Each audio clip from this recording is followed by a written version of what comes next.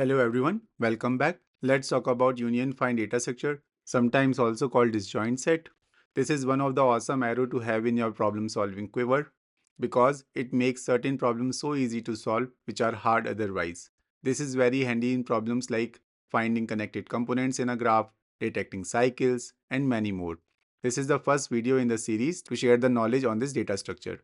Union find is a data structure that keeps track of elements which are split into one or more disjoint sets. It has two primary operations, union and find. Union joins the two sets or groups into a single set, and find determines which set does the particular element belongs to.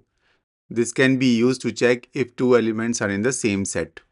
Now imagine we have a collection of 7 colored balls marked with numbers 1 to 7. Initially, each ball starts in its own subset.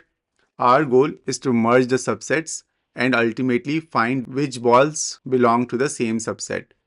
Let's demonstrate this with a step-by-step example. First, we do union 2, 1. Now, ball 2 and 1 belong to the same set. After the union, all balls in this set will adopt the same color to represent the connection. Let's say they all turn to the same color as the first element in the union, that is ball 2. So, they all turn indigo. And now 2 can be called their representative. I will explain the concept of representative in a bit. Next, we perform union of 2 and 3. So, ball 3 joins the indigo set. Now we call find 1 and 3. That is, we want to check if 1 and 3 belong to the same set, and the answer will be yes.